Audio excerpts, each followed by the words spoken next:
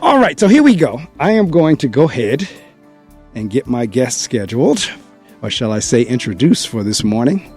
And we kind of sort of started this conversation on last week. Dr. Bryant, can you hear me? I can. Good morning. Good morning. Great. I just wanted to make sure. So we kind of sort of started the conversation last Saturday morning. Dr. Bryant called in to briefly tell us a little bit about the forum that was going on down in the Patterson Library. And so that wasn't her interview. We actually scheduled this morning for her interview. But I told her last week that I almost went into interview mode while I had her on the air last Saturday. So that's this, who you are, Mark, the interviewer. That's it. I know that's right. So that's exactly what almost kicked in. And so for now, this morning will be the official interview. So I'm going to go ahead and get her introduced.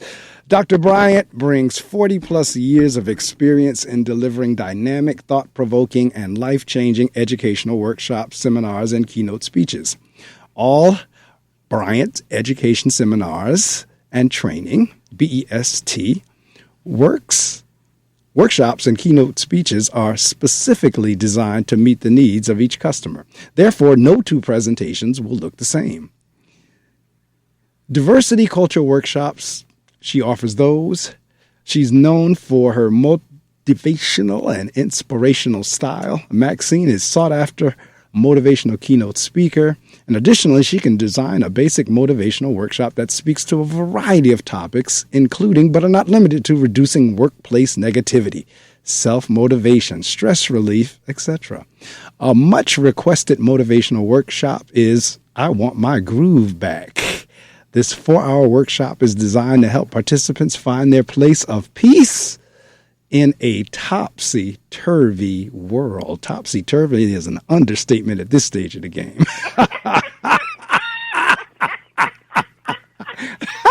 Don't mind my sense of humor. I'm crazy. Dr. Bryant's God-given passion is offender reintegration. She has a national reputation as an expert in this arena and is highly sought-after speaker and consultant for organizations who worked with released prisoners. She's been very instrumental in creating a successful experience for everyone, both the organization and the released prisoners. Her presentation focuses on ways family members, friends, and employers can effectively support persons with criminal histories in their efforts to remain crime and drug-free and successfully reintegrate into society. Dr. Bryant possesses a God-given passion for people with criminal histories. In addition to keynote presentations and workshop facilitation, Dr. Bryant uses BEST to address their needs. She developed neighborhood networks to train volunteers to mentor newly released prisoners. Additionally, BEST hosts the annual spring, when it is the debt-paid, quote-unquote, conference that offers information, education, hope, and inspiration for newly released prisoners. She also offers trauma-responsive care and True Colors team building. Ladies and gentlemen, welcome back to the Reading Circle microphones, Dr. Maxine Bryant. Dr. Bryant, good morning again. Greetings, and salutations. It's good to hear your voice again, Mark. Well, same here. As I was sharing with the audience prior to you coming on, that last Saturday when I left the studio, I zipped down to Patterson's library, and I saw this lady, they were unloading the van. And I had already seen Dr. Bryant's picture on the website, so I knew who it was. So I walked up on her and said, Dr. Bryant? And she says, and I knew immediately it had to be you. It was like, that was quite an introduction there, Mark. I was not expecting it. So we carted everything into the library, into the conference room. And so how did things go? Because I didn't get an opportunity to attend. How did things go? It went very well. It was actually a summit, so that's a conference on a small scale. And there were 50 limited seats. It was just about filled. It was a panel, well, I'm not even going to say a panel, a series of male speakers, and the underlying theme was When Men Excel. And so the men talked about that.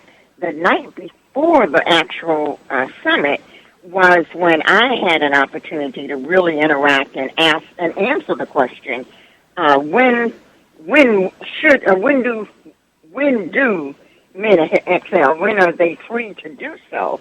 And I connected what I said to purpose.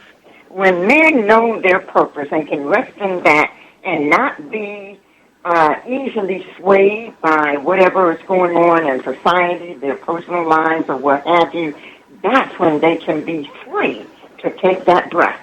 So it was good. It was a good summit. Well, I tell you what, it is, and that's why I almost kicked into interview mode last week, because you were sharing what it was all about. And we started talking about, like, I cannot think of a more worthwhile endeavor in terms of dealing with African American male and males in general. I mean, regardless of what color you are, men are men, men are men are men. And for the most part, we've been socialized the same way. Now, some of the socialization over time, as you know, has changed somewhat. But still, Right. you still have men, though, that are in that, if they cry, they think that makes them soft. If they, express what they're feeling, they think that makes them this, that, and the other. When the truth of the matter is, it doesn't. Right. Right. You're absolutely correct. And men need to be given societal permission to be authentic in who they are. And you know what I mean? Not that they have to wait on societal permission, but be comfortable enough to take it. Be comfortable enough to say, okay, this is how I'm going to be. This is who I am. This is how I feel in this moment. And be okay with that, whether or not society or the people in their circle understand or what. And so we need to be, as a society, much more supportive of vulnerable men. That's absolutely right. And I'm looking at it because one time, a couple of years ago, at my church, we did a men's, it was one of our men's only services. And the preacher for that night was Bishop Donald Hilliard. I don't know if you're familiar with him or not, but he has the cathedral down in New Jersey, as well as the second location as well. But in any event, he was our preacher for the night, and he shared with us then. He was saying he didn't know what it was, but it just felt like the older he had gotten, the easier it was for him to cry. And he said he could just break out and cry any old time. He might just be driving in the car, or might be whatever, and just start crying for no reason. And I remembered that because this is going back 2 or 3 years ago, whenever we had that particular service, and that stuck with me because I started experiencing the same thing. Like at this point, if a thought comes to mind, or an experience or a memory or something like that will come to mind, I'll just sit there and tears will start coming out. And I used to tease my mother all the time. I used to call her a water bucket. I said, Mom, you cry for everything. But and now, so do you. Oh. That's right. Now I'm the water bucket. That's right.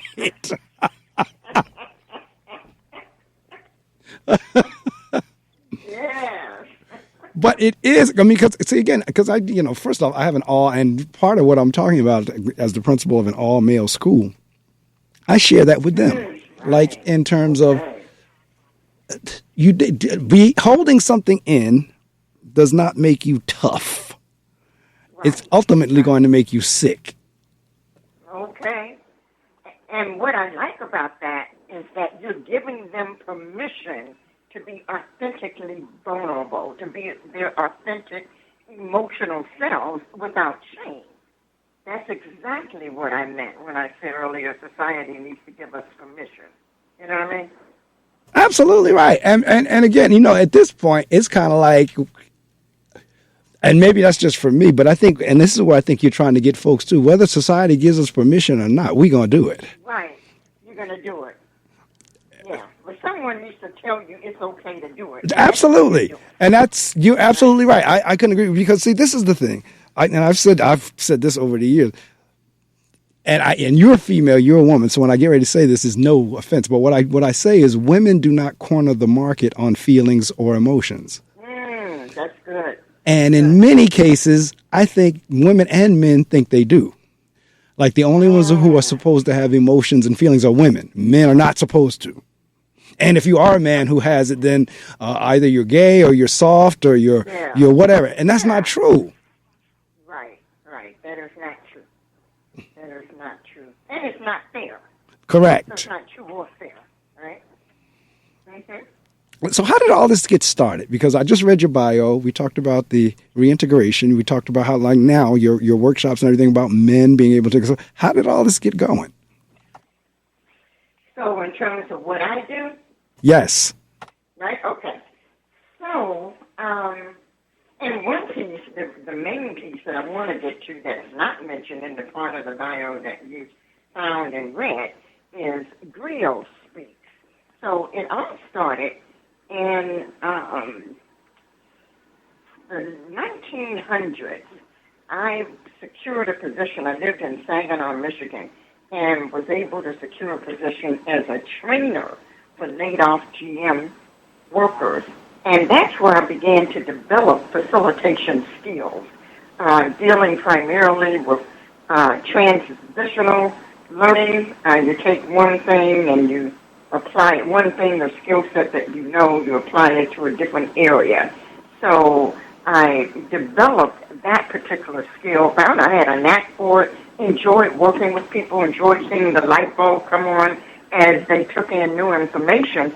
And then I began to design my own workshops. And so when I moved back to Indianapolis, my mom was dying of cancer, and I moved back to Indianapolis and eventually secured an employment with a company called Healthcare Education and Training as their training manager, primarily dealing with healthcare issues for women. And when I left there, there was a place in between there where I dealt with substance abuse. And that was worked at a place called Fairbanks Research and Training Institute. And that was where I got really grounded in cultural and diversity work, helping people to deal with whatever their issues were, particularly around the people helping field. So I work with professionals, not necessarily the people who had addiction challenges, but rather the people who work with them.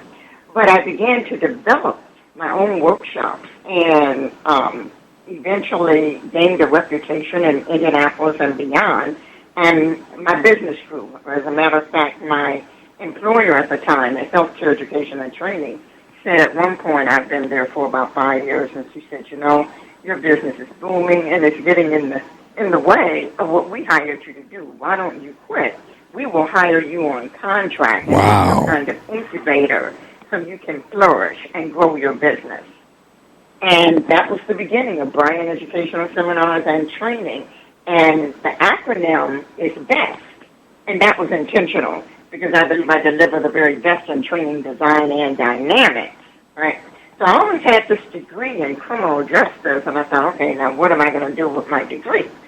Well, I noticed that black men in particular had a harder time in the criminal justice system. They were facing systemic racism. They were facing unfair sentencing. They were facing longer sentencing, lack of creditable representation, all of that.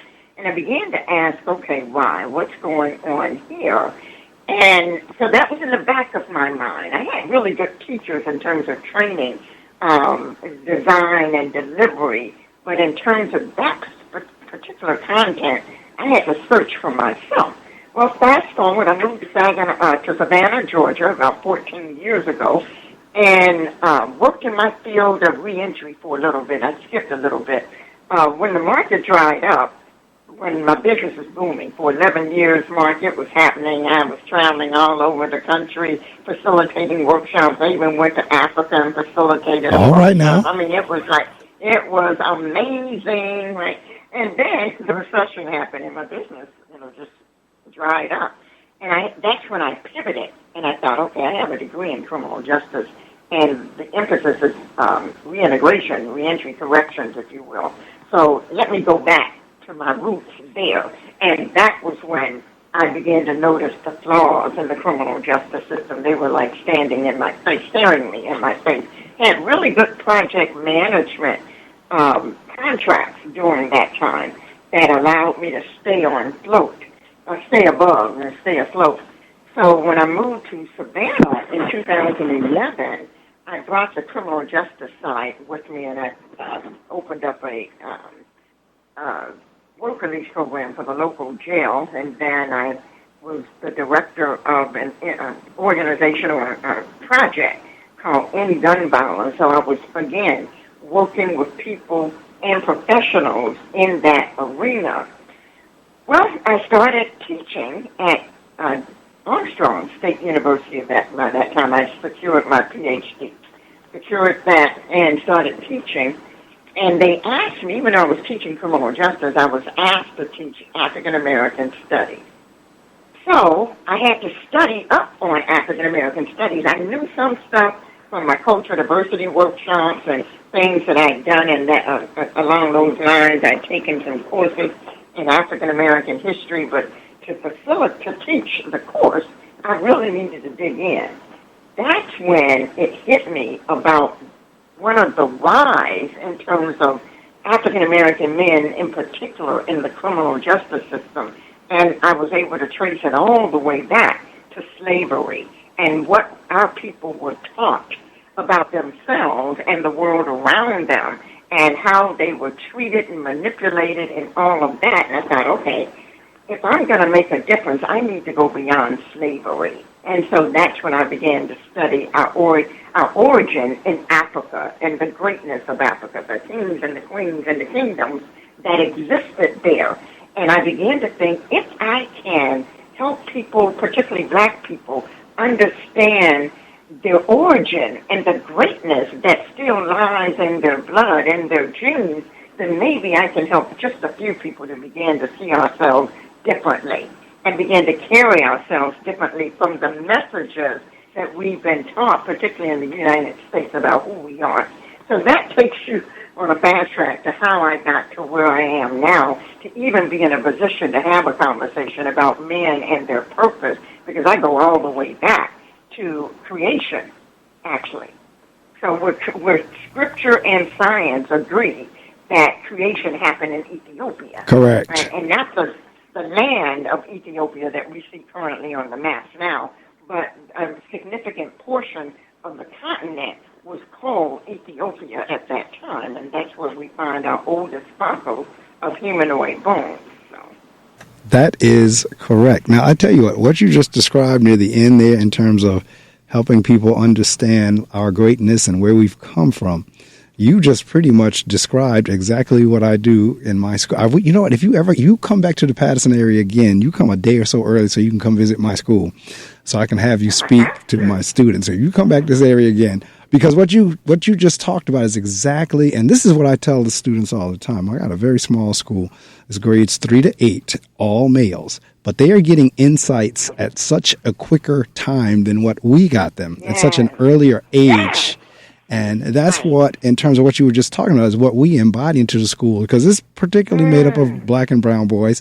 Is like one of the things that they constantly hear me say is, don't you ever let anyone try to make you feel as if you're less than because of the color of your skin, where you're being raised. If you're raised in an urban area because you're in a city like Patterson, don't you ever let anyone. As a matter of fact, I'm gonna send you my recruitment YouTube, because I say that in that video. But that's our philosophy there, is that you are great. You come from greatness. Do not diminish that with your behavior, with your not getting your education, because what happens is we start falling into the stereotypes. The very thing that we keep trying to tell people we're not, we turn around and do, and people say, "See, I told you." So that's a big message that we do there, and the fact that you're doing that, because see, again, going back to all of this stuff is systemic. All of this stuff is systemic. It is, and people don't even realize it. That it's like we were talking about, because part of the reason, which is a sad statement, but at the same time, it is what it is. Part of the reason that we're getting what we're getting out of black men is because of how we were systemized in terms of it being systemic. Like, if you look at people, think about it for a minute. For back in the day, and I don't know if it's still like that now, well, I guess it is, for a female to receive a welfare check, the man couldn't be in the house. I used to be a welfare caseworker, and I know that. My job was to go through the house, make sure there was no evidence of a man. Correct. If they, right? And I write about about that in my book. Isn't that ironic? It's called Aid to Families with Dependent Children, but yet the family must be broken in order to receive the aid. Yes. My thinking is that. Right? That's systemic. That's systemic. Yes.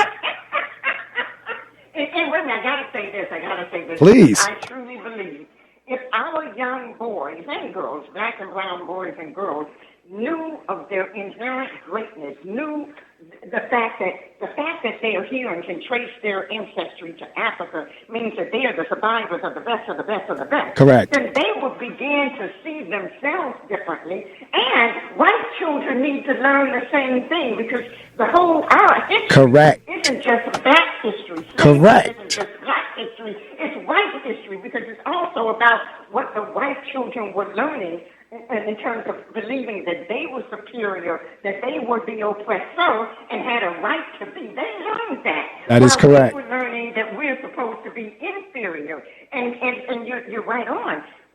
As a result of our children being taught that inherent message, thoroughly, right?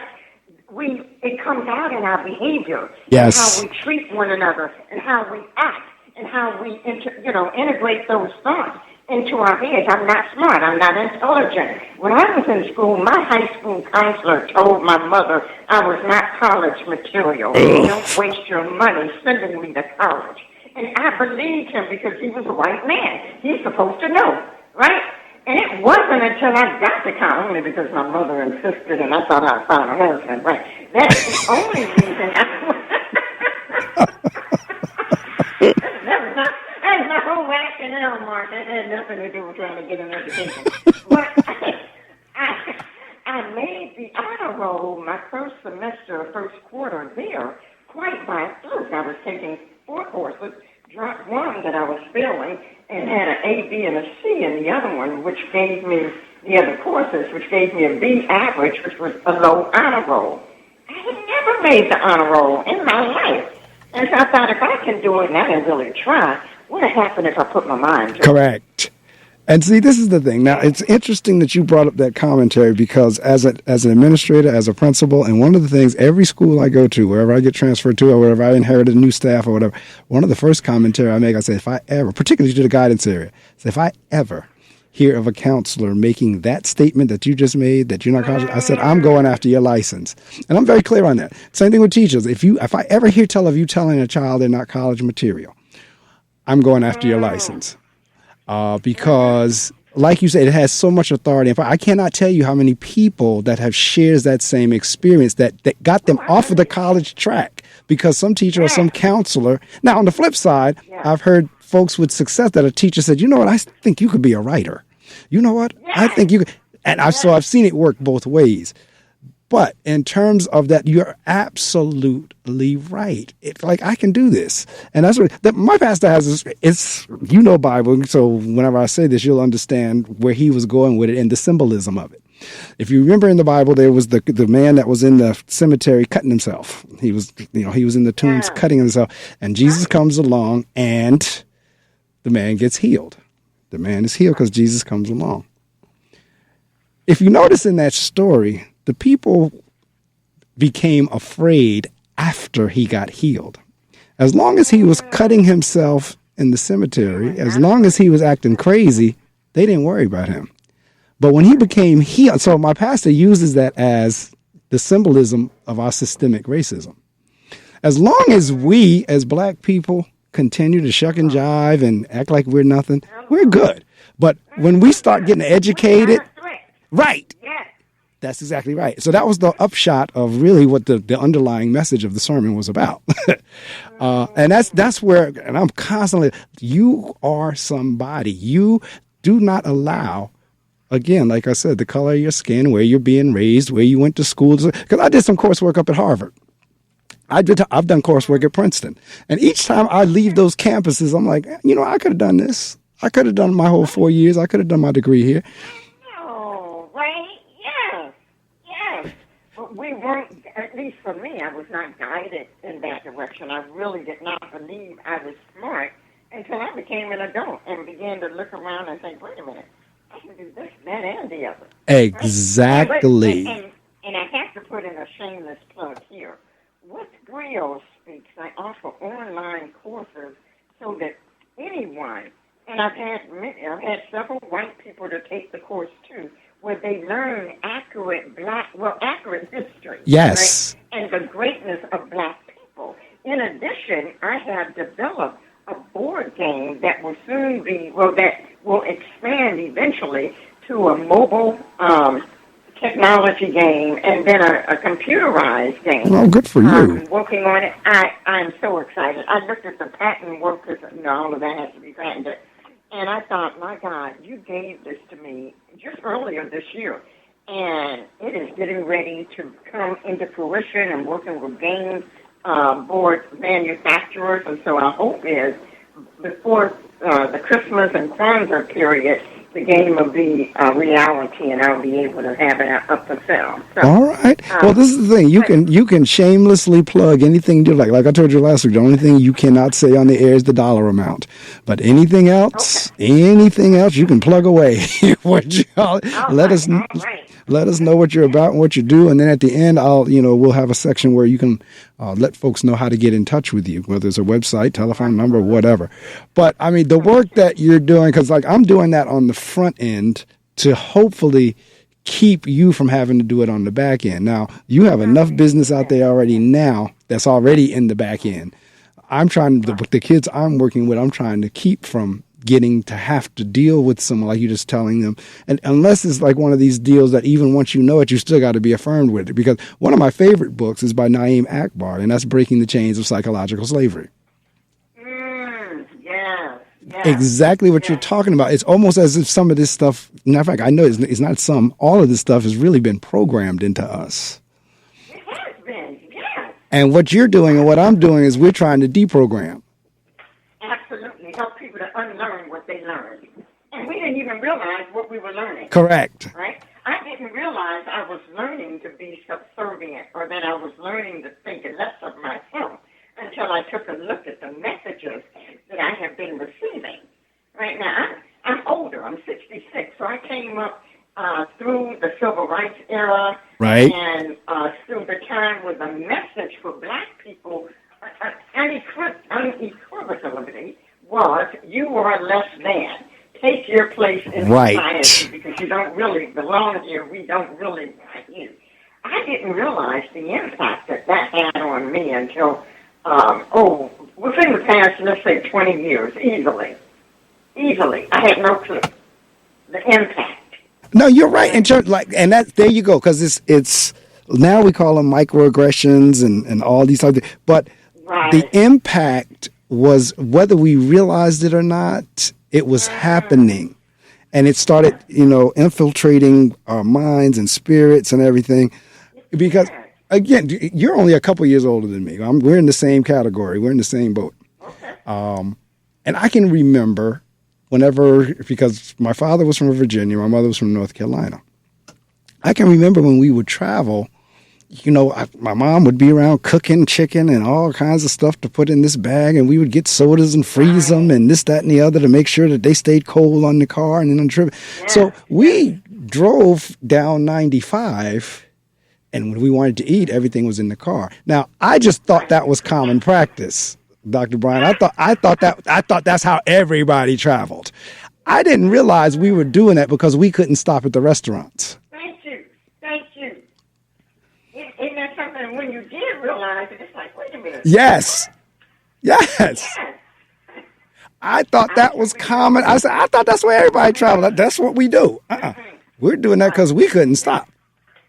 Right. We had to do that. Yes. Right? And I can remember my family, my parents used to drive from Indianapolis, Indiana, down to Shreveport, Louisiana once a year. And when we got to Louisiana, there was a donut place. I was just learning to read. So I could read hot, H-O-T. And I looked at that, and when my dad would go, not inside, but outside to the corner, handle the transaction, ring the donuts. Now, my parents would not let me eat the donuts in the car. So by the time we got home, we'd have to eat the donuts. I'm like, well, why can't you just go inside? The sign says hot donuts. Why don't we have to do all this? It makes sense to me. And And my dad explained to me, using the language that was common back then, Maxine, we're colored. Right. You can't go inside.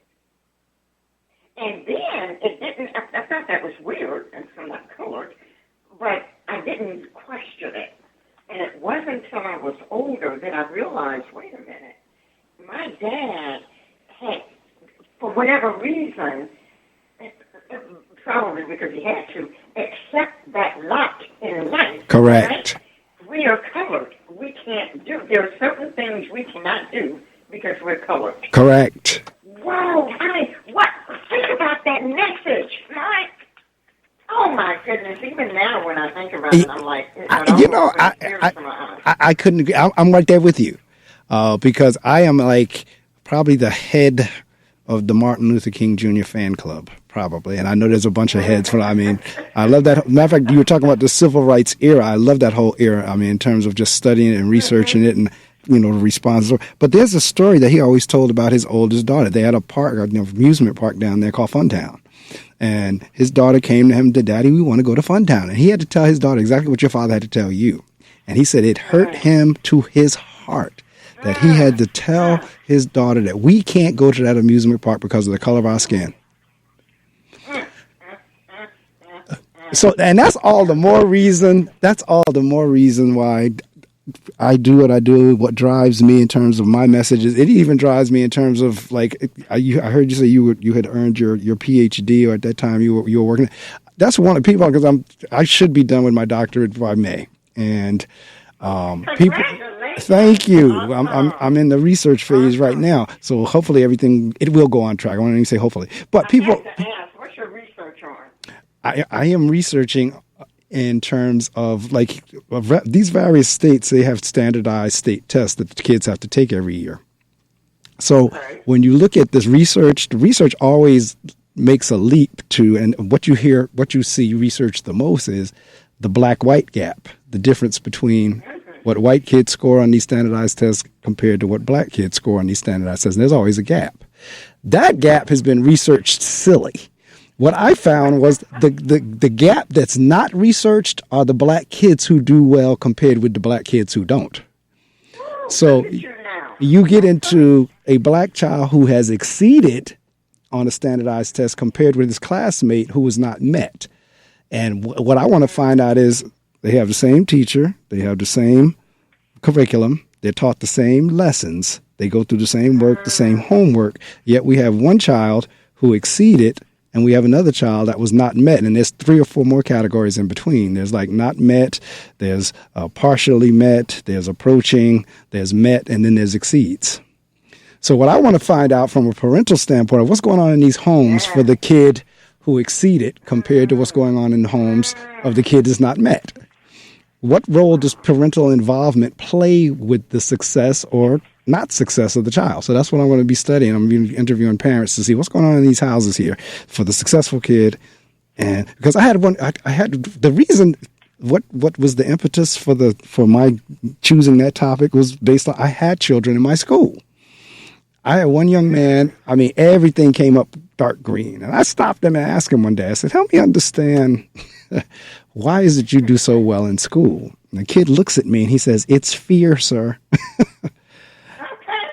Right. So I said, now, wait a minute. So his mother comes on reporting the card, and I said, I talked to your son, and I asked him why he does so well in school. He told me it was fear. Now, she bust out laughing just like you just did. She said, I don't know why he said that, because it's not a matter of fear, but I do have high expectations in my home. I'm in school myself. I made the dean's list. I expect them to do well in school. I provide all the resources, yada, yada, yada. I said, that's it. I want to know, is that going on in every home? If that's going on in every home and I still get met or not met, okay. But if there's something you're doing in your home that's causing that, I need other parents to know what that is. Right. Ooh, powerful. Absolutely powerful. So that's what I was like I said, the black-white gap has been exhausted. We get it. The white kids are doing it. And that's for a whole bunch of reasons too, going back to the systemic. A lot of it is exposure. A lot of it is like there's question. Some of those questions are biased. So that's where, and so going back to where I started, one of the reasons I really wasn't interested in doing it, but then it came to me. I said, I'm gonna do it just because I can. just because there are folks who think that we can't for no other reason than the color of our skin. And so and that's kind of like the message that we're trying to get across to people. And it is because systemically, you're right. It's embedded within us that we're supposed to be subservient. It's embedded in us that we're the oppressed. That's because that's what we're being told. I mean, I'm not going to get into what's going on now because we all know. But this whole nonsense of trying to roll back history and erase history and take artifacts out and all that, that's ridiculous. And it's happening, and we need to recognize that it's happening and then decide how are we going to respond. Correct. That is correct. Because, see, this is the thing. And if other races and ethnic groups say that about that, I don't have a problem with that. I have no problem with telling people I am an unapologetically proud black man. Now, thank you. I don't have a problem with a white man saying I'm an unapologetically proud white man. I don't have a problem with that. The issue comes in when you try to tell me not to be proud. That's where the issue comes in. Right there, yes. So it is wonderful that you are now, and it's because regeneration and reintegration in terms of, because this is a crazy going to the prisoners, going to our brothers and sisters who had to serve time for whatever they did. It's a catch-22. They come back out and everybody say, oh, you ought to get a job. Like, okay, now I go to get my job and my criminal record keeps me from getting it. Absolutely. So, look, insanity is doing the same thing over and over again and expecting a different result. As it relates to what you just said, we lock people up for unreasonably long periods of time. We're getting away from that, but for black people, it's still very much our reality. They get out and we say, get a job, get a place to live. But yet we have laws and policies in place that limit where they can live and work. And I'm not going to get into the type of crime that a person does. We know that comes into play. But in general, right? So who's the insane people here? The people who are saying, get a job, no community support, whatever. Find a place to live, but we can only let you live in certain places that are not easily accessible by public transportation, right? Who are the insane people? This is true. Really, right? That just boggles my mind. The fact that we live in a civilized society, but yet we have the audacity to say to people who've been locked up, who paid their dues, who are out, who need our support to fully reintegrate. And part of the problem is that when we talk about people who fit in that category, we want them to re-enter society. Well, re-enter puts the onus on them to do that. Correct. I preach reintegration because when you reintegrate, you become a part of the fabric. And you can't do that without the support of the surrounding area. Correct. Surrounding fabric, if you will. So if a person is going to fully reintegrate back into society, they need community support. They need support from our churches, our schools, our communities, our sports, the social services, the way they recreate, recreate, all of that becomes a system that we can use to surround people who are coming out back into our society from incarceration if we want them to be successful. Correct. And see, for recidivism not to occur and for them to be able to integrate, it really is going to take forgiveness and trust. Now, in terms, yes, in order on their part, they are going to have to be trustworthy. But on the support part, we're going to have to be able to say, all right, it is what it is, but now we're going to move forward and see how things go. But what we do is we shut them, right. So what we do is shut them down, and then when they go, well, you know what, I can't get a job, so guess what, I'm going to have to steal again. Thank you. And we don't recognize the role we as a society plays in that happening. Correct. I mean, it is like you say, it is insanity. And that's one of the messages, again, with my students. I try to, do not get caught up in the legal system. Do not put yourself in a position that's going to get you caught up. Now, I'm not talking about you get accused of something you know you didn't do and you whine. I'm not talking about that. I'm talking about you, back to the stereotype thing again. You can't go out there stealing. You can't go out there doing that. You can't go out there doing these things. Right, because if you get caught, the time is going to be double, if not triple. All right? And then once you get caught, right, and you come out, you're not going to be treated the same way as your Caucasian brother that went in and came back out. You're not going to. So let's not get caught up in that system at all. Ain't happening. You're absolutely correct. That is the message that needs to be said. Now, let me integrate trauma. Georgia Gry wrote the post-traumatic syndrome. So then there's some inherent trauma. Just like there's some inherent greatness, there's also some inherent trauma, right? And until we acknowledge and deal with that unaddressed trauma, our people are not going to think always rationally. We have to learn how. That is true. We have to unlearn some stuff. So when a child experiences trauma, it really changes the physiological aspect of their brain. Correct. They don't think the way a non-traumatized child is going to think. It doesn't happen. So that means that if that trauma goes unaddressed, that's one of the factors that can contribute to their misthinking and their misbehavior. And instead of punishing that, as a society, we need to understand that and see, okay, what can we do to intervene and help this person deal with the trauma? This is true. What you're doing in your school is just that, right? You're helping young people to acknowledge and deal with their trauma. Even if you don't put it in those kinds of words, that's what you're doing. No, that's absolutely right. Yeah, and the benefit is going to be immeasurable in terms of a long-term impact in those boys' lives. We need more of that. And see, all right, trauma in and of itself is no joke. If you get into trauma for one person, but now we're talking about the trauma for a race. We are talking a trauma for a race, not just one person. And so that's why, and I've read Joy's book as well. Absolutely. Like I said, it's along that same line of breaking the chains of psychological slavery, because that's exactly what it is. Right.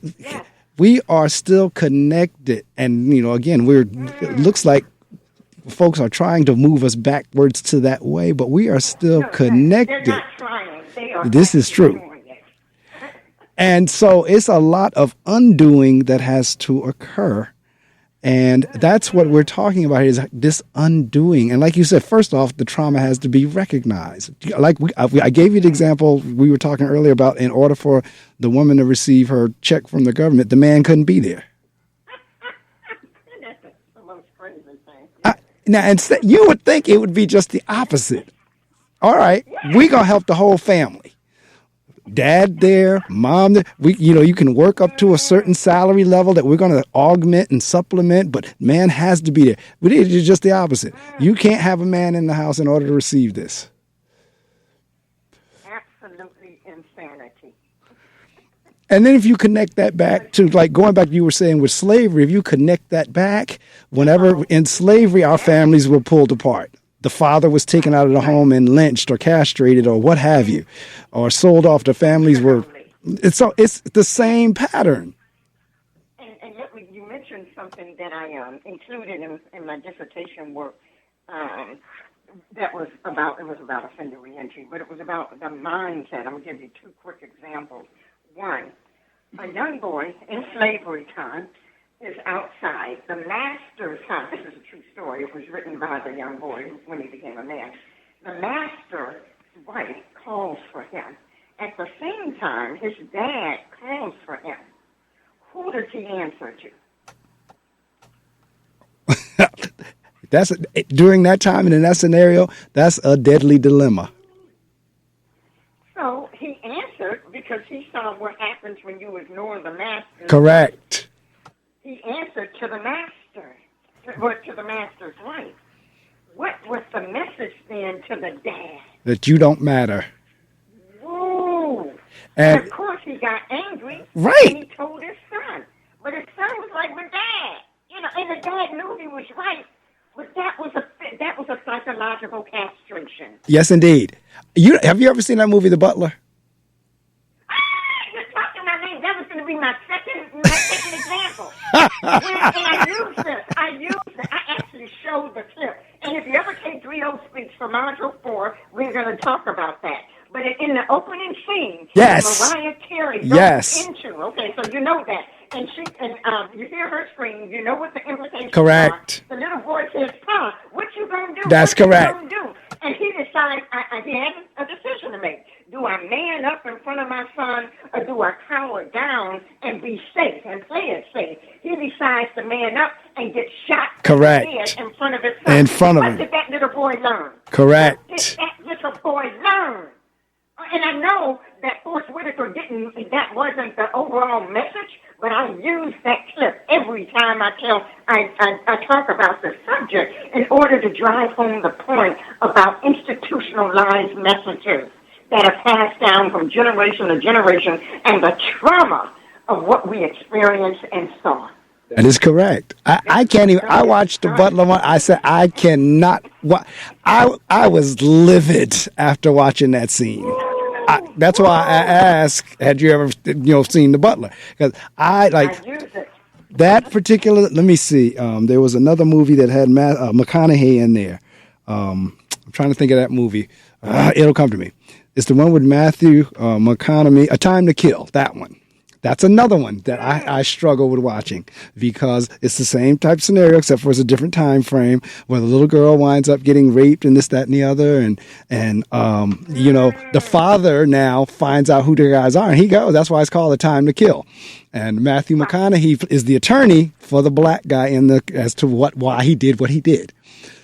But these movies, they will make you mad because they are based on reality. Based on real things that happen. And I read someone was writing a review, a comment online about The Butler and that scene, and they were saying, well, you're wrong. It was not during slavery time. No, you're right. It wasn't slavery. It didn't have to be. And right, because the messages stayed beyond slavery. Hello. That's correct. So, no, don't get caught up on the mechanics and things like that. That doesn't even matter. That ain't even cool. That's not what we're talking about. That's we're correct. talking about the messages. They said that ain't what we talking about. No, that's right. Don't get me going. We already going because and you see, I'm gonna put in a plug for Pam Perry. No, for Dr. Pam, for Pam Perry. Pam was the one that introduced me and Dr. Bryant. And she said in her email, she says, "Oh, you have got to meet her." She knows both of our personalities. So the fact that we having this much passion and exuberance and fun in this conversation, Pam knew that was going to happen. And so I'm going to shift a little bit on you because you've referenced it a couple of times in terms of your writing and your books. And I'm looking here at I Want My Groove Back, God's Way, The Truth Be Told, Heart Notes. I'm looking here on your site, the books that's posted there. And you were told, or you felt as if you weren't smart enough, and you were told by a counselor you're not college material, and yet you're an author, speaker, so forth and so on. So, I mean, clearly you debunked that in terms of not, because now you're a published author. You have books out there. So let's talk a little bit about those. Right. I have 4 books out. The first book I ever wrote was I Want My Groove Back, God's Way. I was really into Terry McMillan at that time, and she had just come out with How Stella Got Her Groove. And I realized that, particularly for women, getting our groove cannot be connected to finding the man. In that movie, she found the man, moved to Jamaica, had a handsome funk. Later in real life, we found out that was kind of autobiographical, and she got on Oprah, told everybody, okay, man was gay, marriage is over, right? So, no, we don't get our groove back based upon finding a man. So getting my groove back God's way helps women, people, because men started buying the book too, so I had to reprint it, but helps people to identify groove stealers, those things that knock us off our square, and the groove imitators, those things we grab onto to make us feel better, but they're temporary and they don't last long. Well, obviously they're temporary, so they don't last long. So then I'm a poet, and so the next two books, Truth Be Told and Heart Notes, are a book of poetry. I had the opportunity to go to Egypt, which is Kemet, and while I was there, I wrote poetries about seeing and experiencing the pyramids, and a lot of that poetry is in there, seeing the authentic temples and learning the greatness and significance of original knowledge, right?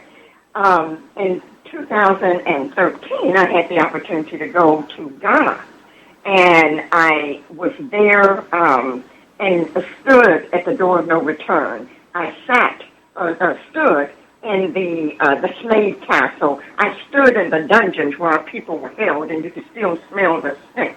Right, so a lot of that poetry in Heart Notes circles around there. Right, not all of it, but many of those poems. And I'm adopted. I was adopted at 3 months, separated from my biological family. Had the opportunity to meet my biological father when I was about 6 years old. And he always said, well, he told me that day, you look just like your mother. Well, since I didn't know what my mother looked like, I had no sense of what he was talking about. Well, in 2019, I ordered an Ancestry DNA kit. And in August, I received the results, and I was connected to a young lady by the name of Messiah. I reached out to her, no response. And so I went to Facebook, and a lot of times we don't like social media, but this is a good social media. Right. I went to Facebook, I reached out to her, no response. Long story short, I knew my last name was Peoples, and so I was looking for individuals, my last birth name. I looked for individuals with the last name Peoples, and I found two, a Birdie and a Victoria. I reached out to them. Victoria eventually saw my message on Messenger, reached back out to me, and Mark, I found my family. Wow. So here's the kicker. Talk about pull. First of all, there's nature and nurture. I talk about that in the book. The second thing is geographical. I lived in Saginaw, Michigan for a little bit. They were in Flint, 30 miles away. They moved to Atlanta. I moved to Savannah, 4 hours away. Right, so there was this gravitational pull between me and my biological family that I had no idea about at all. So the book covers nature and nurture. It tells our stories. I interroll my sister's stories. There are 4 living girls and 2 brothers that are deceased. One brother had begun writing his memoir before he died, and his widow gave me his writings, and I was able to integrate his writing, which is very raw. I left his voice, because I never met him, but I heard good stories about him. I left his voice just as he wrote it. I didn't do a lot of changing in terms of the cuss words or anything like that. I wanted it to be authentically him. So you do have that. But the book is called Finding People, so I did a play on our last name. And that just came out. It was just released about 2 weeks ago. So we're selling that, and I'm excited about all of that. So that brings you up to date. Well, I'm going to have to connect you with somebody else, because I have another friend that's doing her dissertation similar to what your experience was in terms of finding your biological folks. So congratulations to you for that. Congratulations on the book just being released. So yeah, we have about 10 more minutes left. It's 8:22. We have about 10 more minutes left. So talk to me. Let's go back to a little bit about, like, you were going around with your value, because this is the thing. Whenever I'm done being principal, whenever I retire, I want to do what you're doing in terms of going around, like what you talked about earlier with the 11-year run that you had traveling around the country. That's what I want to do. After I'm done with principaling and I'm done with school and all that, I want to start doing like workshops and traveling around the country. Just talk a little bit about that. Okay. What do you want to know? Like how? How is it still going now? Because I know you said when the recession hit, did things bounce back, or is everything, how are things going? when the recession hit, I pivoted and I got a job. Okay, and a lot of times people are Right. to do that, but I tell people when it dries up like that, get a job. Right. So I did, and I really did not get back into Oh, the okay. training arena until I did do it, but not until I moved to Savannah. And then I began to promote myself, let people know this is the skill set that I have, this is what I do. Now, I began teaching at the university, so I didn't do as many workshops or keynote speeches or whatever as I was doing during that 11-year run. But I did get back into it in terms of just facilitating workshops and things of that nature by telling people, this is who I am, this is what I do. And even when I had the strong run and was living off of my business, it was word of mouth. And that was before we had the internet to the degree that we have it now. We didn't have Facebook and all of that social media. So it was all about me letting people know what I was doing. And, Mark, my reputation. You're only as good as your last workshop That's or correct. training. Right? So I had to, it was on all the time. I couldn't slack up. I didn't have room to do a half-done workshop. I had to produce all the time. And since that's my God-given talent, that was not difficult for me, but the fact that I needed to produce quality was not lost on me. I needed to do that consistently. So, all right, and the last thing before we... told people. I know that's right. But the last thing we'll do before we go into your promotion time is talk a little bit more about Griot Speak, because I'm looking at that part of the website, Griot Speaks, Discover the Truth About Africa and the African Diaspora. Are you ready to uncover the truth behind the myths of African and African American history? Did the Emancipation Proclamation truly free all enslaved people in 1863? Are you a truth seeker, passionate about knowing and sharing accurate history? Welcome to Griot Speaks, a transformative journey that illuminates the rich, untold stories of Africa and the African diaspora. Our program replaces outdated myths with riveting factual knowledge designed to inspire and empower. How it's going? Because that is an online training course. I see it's in modules. It is. It's in modules, 4-week modules, all online. Right now, I facilitate the modules. In the spring, last spring, I facilitated 3 different module ones. Module 1 is like the foundation. It lays the foundation, if you will, for the rest of the modules, although they do not have to be taken in sequence, right? But module 1 does just what you said. It uncovers the truth. It lays the foundation. Module 2, right now I'm in module 2 with some people who did take module 1, and I'm also offering module 1 again. We meet 1 hour a week for 4 weeks.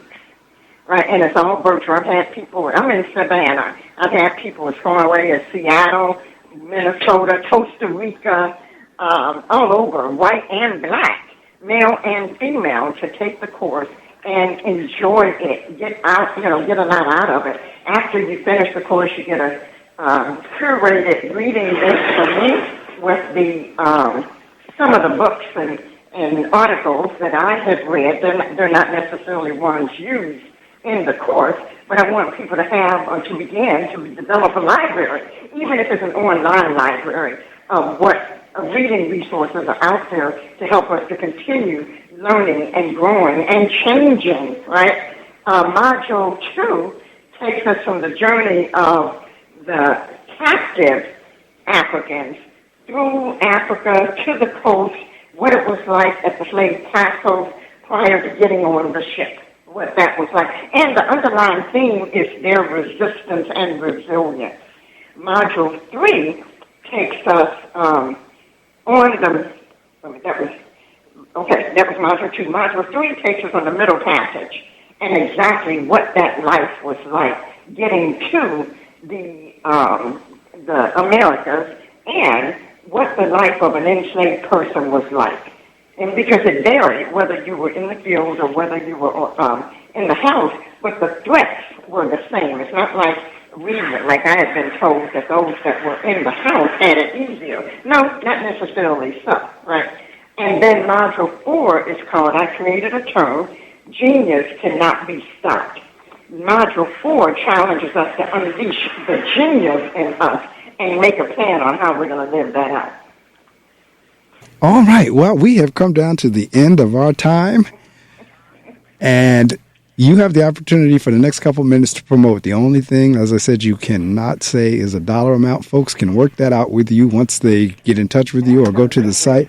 But anything short of a dollar amount, you have the opportunity to promote. I thank you so much, ladies and gentlemen. This has been Dr. Maxine L. Bryant for joining me this morning as my first guest back from the summer. So you have the opportunity now to promote, like I said, anything but a dollar amount. This has been an awesome opportunity, an awesome discussion. I am thoroughly excited about having this time with you. And so I want to tell people how to get in touch with me and find out all about everything we've just talked about. My website is simply drmaxinebryant.com. So that's drmaxinebryant.com. Right? And when you get to the site, you learn a little bit about me on the first page. You can click on Griot Speaks to find out more about the modules. I'm going to start Module 3 in October. The dates will be announced, and we'll start recruiting that probably next week. And we will announce the dates. Each module is 4 weeks in length. We meet 1 hour a week. I facilitate the discussion, and I use that word intentionally. I'm not a lecturer, so you're not going to get lectured by me, but rather I will facilitate the discussion because that's how adults learn. Right? So that's Rio Speaks. Then there's the books. I am really heavily promoting Finding Peoples. Finding Peoples, you will laugh, you will cry, you will get angry at some of the things that happen to my sisters and brother and I, and you'll get a chance to see a dysfunctional family up close, but how people made choices to overcome the dysfunction that they grew up in. And even though, and I believe we all come from some type of dysfunction, my upbringing was quite different from my siblings, but that thing called nature resurfaces. So I'm able now to understand some of my behaviors and choices as a young person were directly linked because I am my mother's child. I had no idea back then, but now I understand some of my behaviors, right? I am Dorothy Peoples up and down, and I look like her, which is amazing. I look more like my mother than any of my siblings, so that's exciting to me. That's it. I facilitate workshops, as you mentioned early on, Mark, that are specifically designed for the audience that is bringing me in. So I don't do a cookie cutter type of thing at all. So that's it. All right. Well, I love what you just said there at the end about overcoming. It's one thing to be dysfunctional. It's another thing to overcome it. So I love that. And again, I thank you so much. I record the show. I upload them on my YouTube channel for those who did not rise early like you and I did.